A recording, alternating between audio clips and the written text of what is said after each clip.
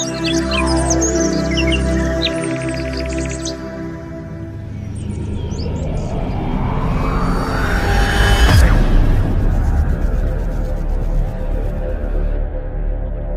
Morning dear friends, praise the lord. Yesu ಕ್ರಿಸ್ತನ ಶ್ರೇಷ್ಠವಾದ ನಾಮದಲ್ಲಿ ನಿಮ್ಮೆಲ್ಲರಿಗೂ ಶುಭವನ್ನು ತಿಳಿಸುತ್ತೇನೆ. ಕರ್ತನನ್ನು ಸ್ತುತಿಸುವಂಥದ್ದು ದೊಡ್ಡ ಭಾಗ್ಯ. ಕೀರ್ತನಾಗಾರನು ಹೇಳುತ್ತಾನೆ, ನನ್ನ ಮನವೇ ಯೆಹೋವನನ್ನು ಕೊಂಡಾಡು, ಆತನು ಮಾಡಿದ ಉಪಕಾರಗಳಲ್ಲಿ ಒಂದನ್ನಾದರೂ ಮರೆಯಬೇಡ ಎಂದು. ಪ್ರತಿದಿನ ನಾವು ದೇವರ ಪಾದ ಸನ್ನಿಧಿಯಲ್ಲಿ ಒಂದು ವಾಗ್ದಾನ ನಾವು ಧ್ಯಾನಿಸುತ್ತಾ ಇದ್ದೇವೆ. ಸತ್ಯವೇದದಲ್ಲಿ ಎಷ್ಟೋ ವಾಗ್ದಾನಗಳು ನಮಗೋಸ್ಕರ ಬರೆಯಲ್ಪಟ್ಟಿದೆ.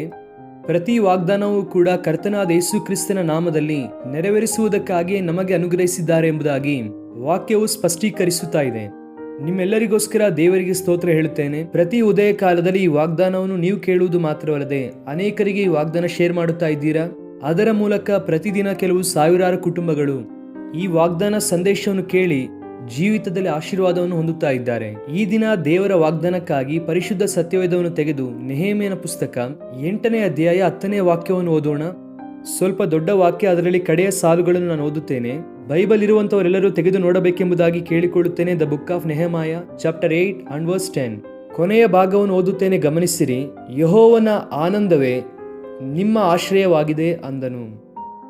ಇಂಗ್ಲಿಷಲ್ಲಿ ಈ ರೀತಿಯಾಗಿ ಬರೆಯಲ್ಪಟ್ಟಿದೆ, for the joy of the lord is your strength. ಸತ್ಯವೇದದಲ್ಲಿ ನೆಹೆಮೀಯನ ಪುಸ್ತಕಕ್ಕೆ ಇರುವಂತಹ ಪ್ರಾಮುಖ್ಯತೆ ನಮ್ಮೆಲ್ಲರಿಗೂ ಕೂಡ ಗೊತ್ತು. ನೆಹೆಮೀಯನ ಪುಸ್ತಕದಲ್ಲಿ ನಮ್ಮ ಕರ್ತನಾದ ದೇವರು ಬಿದ್ದು ಹೋದ ಪ್ರಾಕಾರವನ್ನು ಪುನಃ ಕಟ್ಟುವಂತಹ ದೇವರೆಂಬುದಾಗಿ ತನ್ನನ್ನು ತಾನು ರುಜುಪಡಿಸಿಕೊಂಡರು. ಆ ಚಾರಿತ್ರಾತ್ಮಕವಾದ ಇತಿಹಾಸವನ್ನು ಗಮನಿಸುವುದಾದರೆ, ಯೆರೂಸಲೇಮಿನ ದೇವಾಲಯವನ್ನು ಕೆಡವಿ ಹಾಕಿದ್ದಾರೆ. ಪ್ರಾಕಾರವು ಕೆಡವಲ್ಪಟ್ಟಿದೆ, ಬೆಂಕಿಯಿಂದ ಸುಡಲ್ಪಟ್ಟಿದೆ. ಆ ಪರಿಸ್ಥಿತಿಯಲ್ಲಿ ಇಸ್ರಾಯೇಲ್ ದೇಶದಿಂದ 3 ಗುಂಪುಗಳಾಗಿ ಬ್ಯಾಬಿಲೋನ್ ದೇಶಕ್ಕೆ ಹೋದಂತವರು ಮತ್ತೆ 3 ಗುಂಪುಗಳಾಗಿ ಹಿಂತಿರುಗಿ ಬರುತ್ತಾರೆ.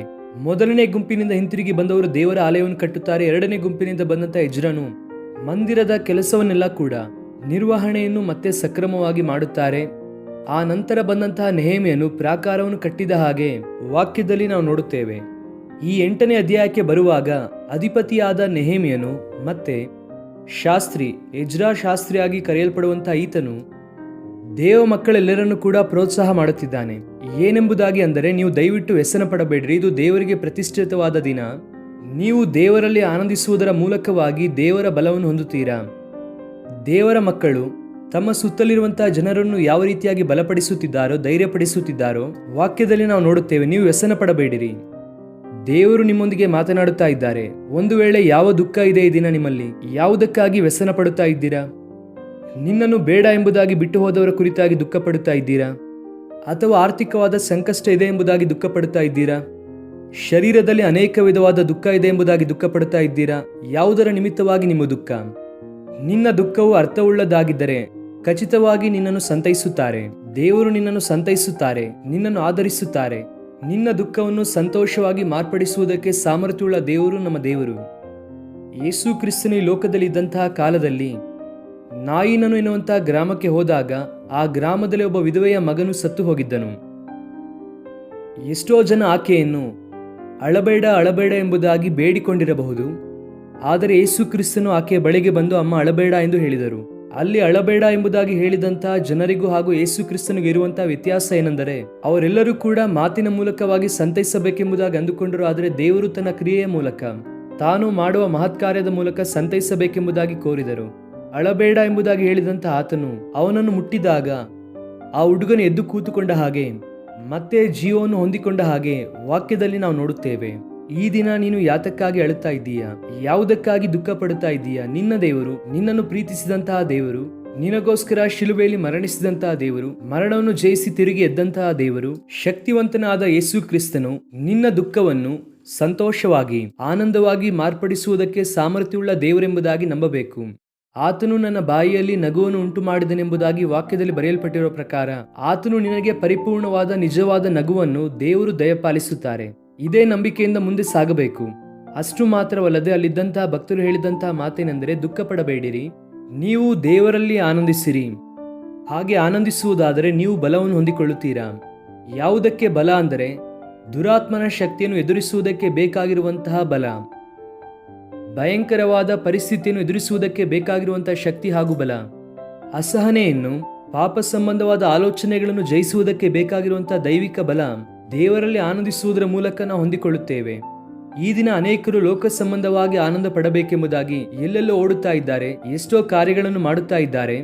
ಕುಡಿಯುವವರು ಕುಡಿಯುತ್ತಾ ಇದ್ದಾರೆ, ತಿರುಗುವವರು ತಿರುಗುತ್ತಿದ್ದಾರೆ, ಅಕ್ರಮ ಸಂಬಂಧ ಇಟ್ಟುಕೊಳ್ಳುವವರು ಇಟ್ಟುಕೊಳ್ಳುತ್ತಲೇ ಇದ್ದಾರೆ. ಇಷ್ಟಾನುಸಾರವಾಗಿ ತಿರುಗುತ್ತಾ ಲೋಕ ಸಂಬಂಧವಾದ ಆನಂದದಲ್ಲಿ ಮುಳುಗಿ ತೇಲಬೇಕೆಂದು ಅನೇಕರು ಆಶಿಸುತ್ತಾ ಇದ್ದಾರೆ. ಆದರೆ ಆ ಆನಂದ ಶಾಶ್ವತವಾದದ್ದಲ್ಲ, ಅದು ಹೆಚ್ಚು ಕಾಲ ನಿಲ್ಲುವಂತದ್ದಲ್ಲ. ಆದರೆ ದೇವರು ನಮಗೆ ಕೊಡುವಂತ ಆನಂದ ಶಾಶ್ವತವಾದದ್ದು. ಈ ಆನಂದವು ನಮ್ಮನ್ನು ಸಂತೋಷವುಳ್ಳವರಾಗಿ ಮಾರ್ಪಡಿಸುವುದು ಮಾತ್ರವಲ್ಲದೆ ನಮಗೆ ಬಲವನ್ನು ಕೊಡುತ್ತದೆ.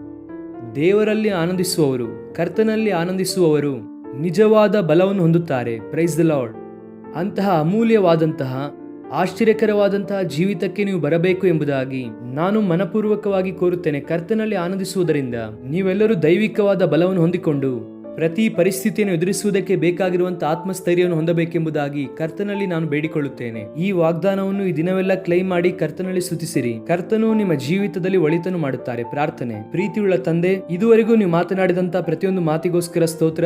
ನೀವು ದುಃಖ ಪಡಬೇಡಿರಿ, ಕರ್ತನಲ್ಲಿ ಆನಂದಿಸುವುದರ ಮೂಲಕ ಬಲವನ್ನು ಹೊಂದುತ್ತೀರಾ ಎಂದು ನೀವು ಬರೆಸಿದಂತಹ ಮಾತಿಗೋಸ್ಕರ ಸ್ತೋತ್ರ. ನಮ್ಮ ಪ್ರಿಯರು ಯಾರ್ಯಾರು ಅನೇಕ ವಿಧವಾದಂತಹ ದುಃಖದಲ್ಲಿ, ವೇದನೆಯಲ್ಲಿ, ಅಪ್ಪ, ಕಷ್ಟದಲ್ಲಿದ್ದಾರೋ ಅವರೆಲ್ಲರನ್ನು ಕೂಡ ನೀವೇ ಕನಿಕರಿಸಿ ಮೇಲೆತ್ತಿರಿ. ನಿಮ್ಮಲ್ಲಿ ಆನಂದಿಸುವಾಗ ದೊಡ್ಡ ಬಲವನ್ನು ಅವರಿಗೆ ಕೊಡಿರಿ. ಅವರ ಕುಟುಂಬವನ್ನು ಆಶೀರ್ವದಿಸಿರಿ. ಅವರು ಈ ದಿನ ಮಾಡುವ ಪ್ರತಿ ಕೆಲಸದಲ್ಲಿ ಸಫಲತೆ ಅವರು ನೋಡುವ ಹಾಗೆ ಸಹಾಯ ಮಾಡಬೇಕೆಂದು ಯೇಸು ಕ್ರಿಸ್ತನ ಅತ್ಯುನ್ನತವಾದ ನಾಮದಲ್ಲಿ ಬೇಡಿ ಹೊಂದಿಕೊಳ್ಳುತ್ತೇವೆ ನಮ್ಮ ತಂದೆಯೇ.